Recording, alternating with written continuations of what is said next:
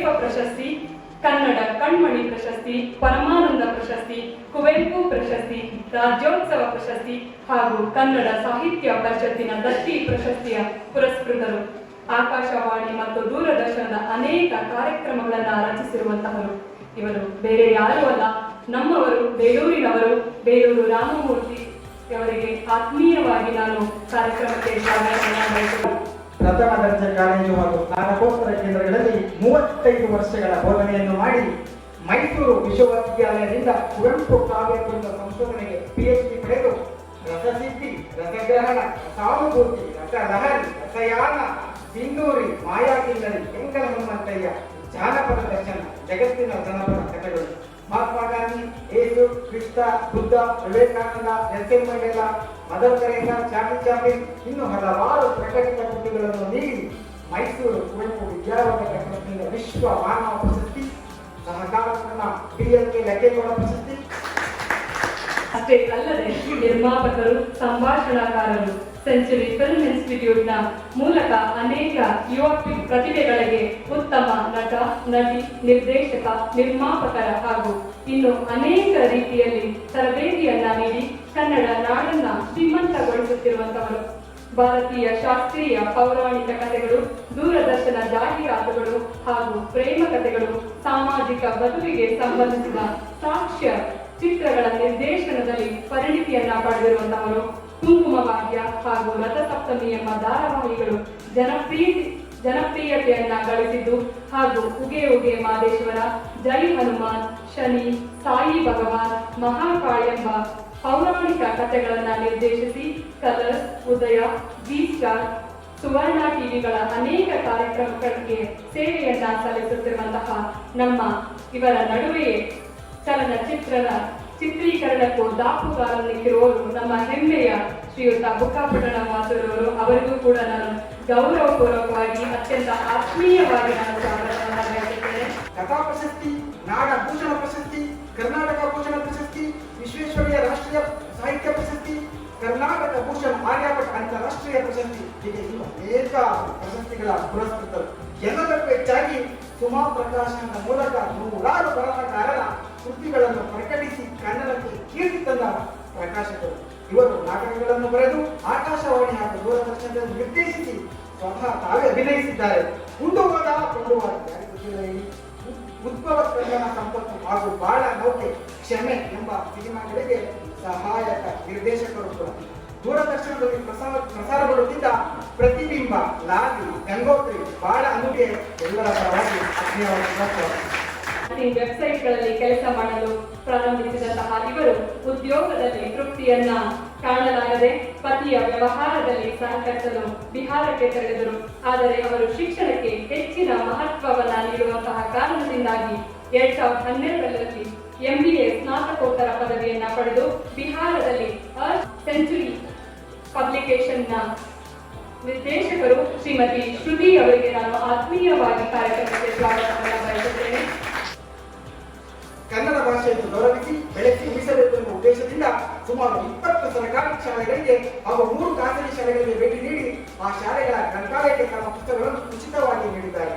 ಕನ್ನಡ ಭಾಷೆ ಹಾಗೂ ಪರಿಸರದ ಕುರಿತಾಗಿ ಶಾಲೆಯ ಮಕ್ಕಳಲ್ಲಿ ಅರಿವನ್ನು ಮೂಡಿಸುವ ಪ್ರಯತ್ನಗಳನ್ನು ಮಾಡಿದ್ದಾರೆ.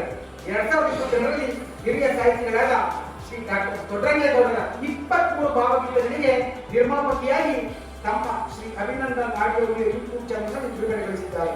ದೇವರಾಜ ಹಿಂದುಳಿದವರ ಶಾಲೆಯ ಮಕ್ಕಳಿಗಾಗಿ ಪ್ರತಿ ವರ್ಷ ಶಾಲಾ ಪುಸ್ತಕಗಳು ಹಾಗೂ ಚೀಲಗಳನ್ನು ಆ ಶಾಲೆಯ ಮಕ್ಕಳಿಗೆ ಹೆಚ್ಚುವ ಕೈ ಜೋಡಿಸಿದ್ದಾರೆ. ಒಂದು ಒಳ್ಳೆಯ ನಿರ್ಮಾಪಕರಾಗುವ ಅಭಿಲಾಷೆಯನ್ನು ಕೂಡ ಹೊಂದಿದ್ದಾರೆ.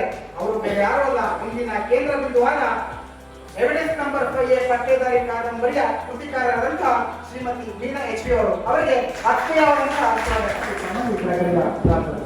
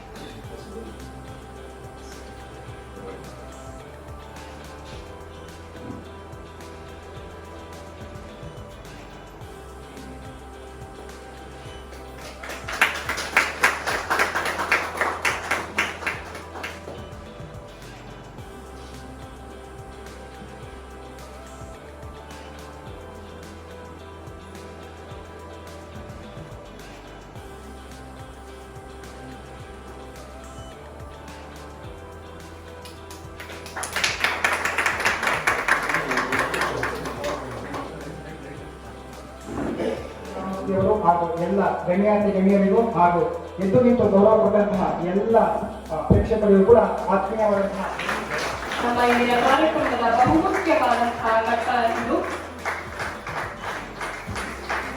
ಈ ಕಾದಂಬರಿಯು ನೊಂದ ಹೆಣ್ಣುಗಳ ಜೀವನ ಕಥೆಯಾಗಿದ್ದು ವಿದ್ಯಾವಂತ ಹೆಣ್ಣು ಮಕ್ಕಳೇ ಕಾಮುಕರ ಕೈಗೆ ಬೀಳುತ್ತಿರುವುದು ಅತ್ಯಂತ ಶೋಚನೀಯವಾಗಿದೆ.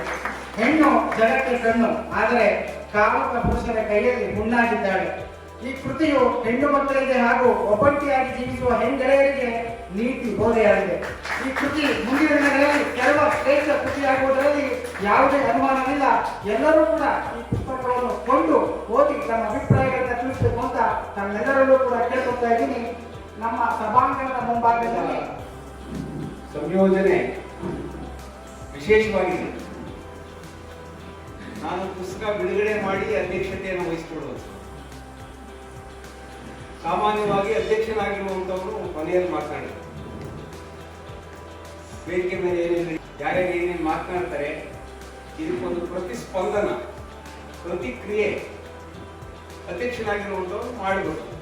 ನಿವಾರಣೆ ಆಗುವ ರೀತಿಯಲ್ಲಿ ಇವತ್ತು ನಮ್ಮ BM ಶ್ರೀ ಪ್ರತಿಷ್ಠಾನದ ಸಭಾಂಗಣದಲ್ಲಿ ಈ ಕಾರ್ಯಕ್ರಮ ಬಿಡುಗಡೆಯಾಗಿ ನಿಮ್ಮೆಲ್ಲರ ಸಮಕ್ಷಮದಲ್ಲಿ ನಿಮ್ಮೆಲ್ಲರೂ ಕೂಡ ಸಂತೋಷ ಆಗುವ ಹಾಗೆ ಈ ಪುಸ್ತಕವನ್ನು ತಂದಿರುವುದಕ್ಕೋಸ್ಕರ ಮೀನಾ ಅವರಿಗೆ ಎಲ್ಲ ಶುಭಗಳನ್ನು ಹಾರೈಸಿ ಇನ್ನು ಮುಂದೆ ಒಳ್ಳೆಯ ಪುಸ್ತಕಗಳು ಅವರಿಂದ ಖಂಡಿತವಾಗಿ ಬರ್ತವೆ ಎನ್ನುವಂತ ನಂಬಿಕೆ ನನಗಿದೆ ಅಂತ ಹೇಳ್ತಾ ನನ್ನ ಮಾತುಗಳನ್ನು ಮುಗಿಸ್ತೇನೆ. ಎಲ್ಲ ಗಣ್ಯರಿಗೂ ನನ್ನ ನಮಸ್ಕಾರಗಳು. ಹಾಗೂ ನೀವೆಲ್ಲರೂ ಈ ಮಳೆಯಲ್ಲೂ ಕೂಡ ಎಲ್ಲರೂ ಬಂದಿದ್ದೀರಾ ನನಗೆ ಪ್ರೋತ್ಸಾಹ ನೀಡಕ್ಕೆ, ಹಾಗಾಗಿ ನಿಮಗೂ ಕೂಡ ನನ್ನ ವಂದನೆಗಳು. ನಾನು ಪತ್ತೇದಾರಿ ಕಾದಂಬರಿಗಳನ್ನ ತುಂಬಾ ಓದ್ತಾ ಇದ್ದೆ. ಜೊತೆ ಅದು ನಾನು ನೋಡಿ ಅದನ್ನ ಗ್ರಹಿಸಿ ಅದಕ್ಕೆ ನನ್ನ ಮಸಾಲೆ ಅಂದ್ರೆ ನನ್ನ ಲೋಕಕ್ಕೆ ನಾನು ಆ ಕಥೆನ ಹೇಳ್ಕೊಂಡು ಹೋಗಿ ಬಂದು ಪತ್ತೇದಾರಿ ಕಾದಂಬರಿ ಅಂತ ಮಾಡಿದ್ದೀನಿ. ಒಂದು ಘಟನೆ ನನಗೆ ಈ ಪತ್ತೇದಾರಿ ಕಾದಂಬರಿ ಬರೋದಕ್ಕೆ ತುಂಬಾ ಸ್ಫೂರ್ತಿ ಆಯ್ತು. ಅದೇನು ಅಂದ್ರೆ, ನಾನು ಕಲ್ಕಟ್ಟದಲ್ಲಿದ್ದೆ, ಕೆಲಸ ಬಿಟ್ಟಿದ್ದೆ ಅನಾರೋಗ್ಯದಿಂದ. ಆವಾಗ ಟೈಮ್ ಪಾಸ್ ಮಾಡ್ಬೇಕಾಗಿತ್ತಲ್ಲ, ಅಕ್ಕಪಕ್ಕ ಮನೆಗೆ ಹೋಗ್ತಾ ಇದ್ದೆ. ಒಂದ್ಸಲ ಹೀಗೆ ಹೋದಾಗ ಆ ಪಕ್ಕದ ಮನೆಯವರ ಗೆಳತಿ ಬಟ್ ನೋಡೋದಕ್ಕೆ ತುಂಬಾ ಚೆನ್ನಾಗಿ ಅಲಂಕಾರ ಮಾಡ್ಕೊಂಡು ಬಂದಿದ್ರು. ಅವ್ರನ್ನ ನಾನು ಕೂಡ ಹೇಳಿದೆ, ಅಯ್ಯೋ ನೀವು ಎಷ್ಟು ಚೆನ್ನಾಗಿ ಕಾಣಿಸ್ತಾ ಇದ್ದೀರಾ, ಎಷ್ಟು ಚೆನ್ನಾಗಿ ಡ್ರೆಸ್ ಮಾಡ್ಕೊಂಡಿದ್ದೀರಾ ಅಂತ. ಆವಾಗ ಅವರು ತಕ್ಷಣ ಅವ್ರ ಪ್ರತಿಕ್ರಿಯೆ ಸಪ್ಪೆ. ನಾನು ಕೇಳಿದೆ ಯಾಕೆ ಏನಾಯ್ತು ಅಂತ. ಆವಾಗ ಅವ್ರು ಹೇಳಿದ್ರು, ನೋಡು ಮೀನಾ, ಈ ತರ ನಾನು ವಿಧವೆ ಆದ್ಮೇಲೆ ಈ ತರ ನಾನು ಡ್ರೆಸ್ ಮಾಡ್ಕೊಂಡ್ರೆ ನನ್ನ ಸ್ವಂತ ಮಗನ್ಗೆ ಇಷ್ಟ ಆಗಲ್ಲ.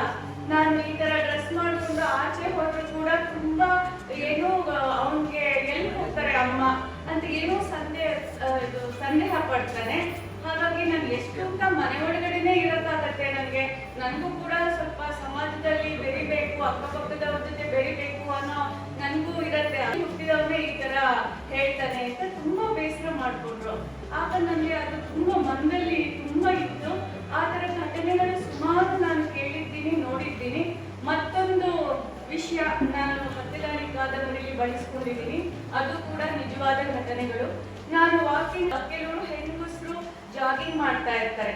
ಅವರು ಜಾಗಿಂಗ್ ಮಾಡಿ ಹೋಗ್ತಾ ಇದ್ದಾಗ ಕೆಲವು ಪುರುಷರ ದೃಷ್ಟಿನ ನಾನು ನೋಡಿ ನನಗೆ ಒಂಥರ ಮುಜುಗರ ಆಗೋಗಿ, ಅವತ್ತಿಂದ ನಾನು ಒಂದು ದುಪ್ಪಟನ ಹೊತ್ಕೊಂಡು ಹೋಗ್ಬೇಕು, ವಾಕಿಂಗಿಗೆ ಜಾಗಿಂಗಿಗೆ ನಾನು ದುಪ್ಪಟ ಹೊತ್ಕೊಂಡು ಹೋಗ್ಬೇಕು ಅನ್ನೋದ್ರಲ್ಲಿ ನಾನು ನೋಡಿದ ದೃಶ್ಯಗಳು ನನಗೆ ತುಂಬಾ ಒಂಥರ ಬೇಜಾರಾಯ್ತು. ಯಾಕೆ ಹೆಂಗಸರು ಕೇವಲ ಈ ತರ ನೋಡ್ತಾರ ಪುರುಷರು ಅಂತ, ಈ ತರ ಎಲ್ಲ ನನಗೆ ಮನಸ್ಸಿಗೆ ತುಂಬಾ ಬೇಜಾರಾಗಿ ನಾನು ಆ ವಿಷಯಗಳನ್ನೇ ನಾನು ಈ ಕಥಾವಸ್ತುವಿನಲ್ಲಿ ಬಳಕೆ ಮಾಡಿಕೊಂಡು ಮತ್ತಷ್ಟು ಅದಕ್ಕೆ ಬಣ್ಣವನ್ನು ಕೊಟ್ಟು, ಇದು ಒಂದು ಎಲ್ಲರಿಗೂ ಒಂದು ಮೆಸೇಜ್ ಹೋಗ್ಬೇಕು. ಯಾವ ರೀತಿಯಲ್ಲಿ ಮಹಿಳೆಯರು ಜೋಪಾನವಾಗಿರ್ಬೇಕು. ಇವಾಗ ಎಷ್ಟೇ ಬದಲಾವಣೆ ಆಗಿದ್ರು, ಇವಾಗ ಒಂದು ಕಡೆ ಸ್ವಾತಂತ್ರ್ಯ ಸಿಕ್ಕಿದ್ರು ಕೂಡ ಅದು ತುಂಬಾ ತೊಂದರೆಗೆ ಸಿಕ್ಕಾಕೊಳ್ತಾ ಇದ್ದಾರೆ ಮಹಿಳೆಯರು. ಫೇಸ್ಬುಕ್ ಅಲ್ಲಾಗ್ಲಿ ಎಲ್ಲಾದ್ರೂ ಅದು ಅವ್ರಿಗೆ ಕಷ್ಟಗಳಿದ್ರೆ ಅವರು ಯಾರನ್ನ ಮಾತಾಡ್ತಾರೆ ಅವ್ರನ್ನ ನಂಬಿಡ್ತಾರೆ. ನಂಬಿದ್ಮೇಲೆ ಅವ್ರು ಏನೆಲ್ಲ ತೊಂದರೆಗಳಿಗೆ ಸಿಕ್ಕಾಕೊಳ್ತಾರೆ ಅನ್ನೋದನ್ನ ನಾನು ಎಳೆಯಾಗಿ ಅದಕ್ಕೆ ಒಂದಷ್ಟು ನನ್ನದೇ ಆದ ಕಥೆಯನ್ನ ಕಟ್ಟಿ ಬರ್ದಿದ್ದೀನಿ. ಎಲ್ಲರೂ ನೀವು ಓದ್ಬಿಟ್ಟು ನನಗೆ ಪ್ರೋತ್ಸಾಹ ನೀಡಿ ಕತೆ ಹೇಗಿದೆ ಅಂತ ತಿಳಿಸಿದ್ರೆ ನನಗೂ ಕೂಡ ಮತ್ತೊಂದು ಕೃತಿಯನ್ನ ಬರೆಯೋದಕ್ಕೆ ಪ್ರೋತ್ಸಾಹ ದೊರಕಂಗಾಗತ್ತೆ. ನಿಮ್ಮೆಲ್ಲರ ಬೆಂಬಲ ಪ್ರೋತ್ಸಾಹ ನನಗೆ ಸಿಗತ್ತೆ ಅಂತ ನಂಬಿದ್ದೀನಿ. ನೀವೆಲ್ಲರೂ ಬಂದಿದ್ದೀರಾ, ಹಾಗಾಗಿ ನನಗೆ ತುಂಬಾ ನಿಮ್ಮೆಲ್ಲರಿಗೂ ನನ್ನ ಧನ್ಯವಾದಗಳು. ನನ್ನ ಮಾತು ಕೇಳಿಸ್ಕೊಂಡ್ರೆ ಹೊರಟೋಗ್ತಾರೆ. ನೀವೆಲ್ಲ ಅಷ್ಟೊಂದು ಪುಣ್ಯ ಮಾಡಿಲ್ಲ, ಆದರೂ ಮಾಡಿ ಬರ್ತಾರೆ, ನೀವು ಹೋಗೋಕ್ಕಾಗಲ್ಲ. ನಾನು ಮಾತು ಪ್ರಾರಂಭ ಮಾಡೋದಕ್ಕೆ ಮುಂಚೆ ಶ್ರೀಮತಿ ಮೀನಾ ಅವರಿಗೆ ಅಭಿನಂದನೆ ಸಲ್ಲಿಸಿ ಆಮೇಲೆ ಮಾಡಿ.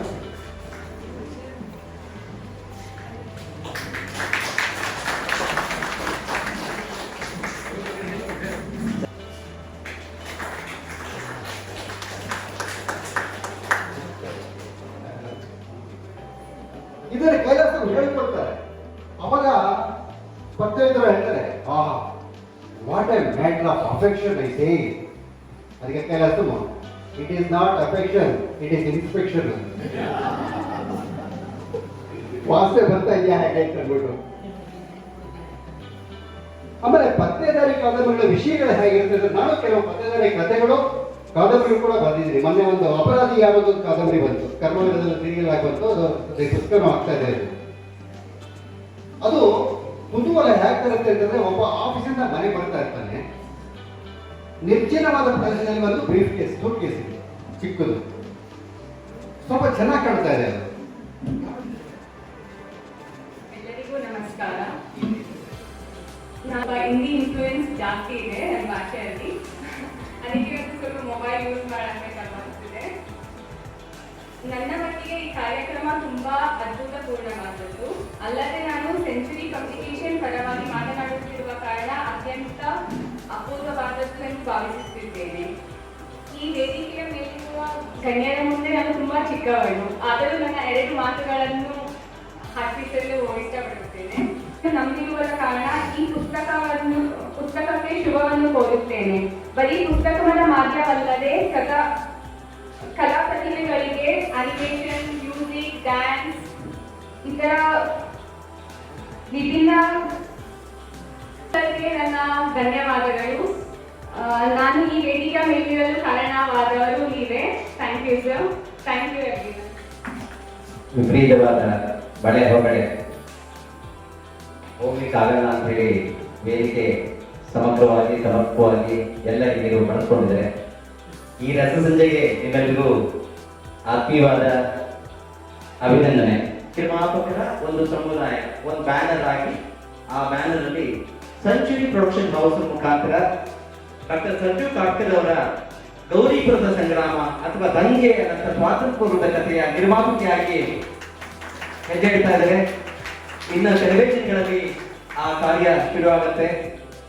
ಹೀಗಾಗಿ ಅವರು ಕೇವಲ ನಮ್ಮ ಪಾಲಿನ ಲೇಖಕಿಯಲ್ಲ, ನಿರ್ಮಾಪಕಿ ಕೂಡ ಅನ್ನೋದ್ರಲ್ಲಿ ಹೆಮ್ಮೆ ಪಡ್ತೇವೆ. Welcome madam, welcome to century. ನಿಮಗೂ ಮತ್ತೆ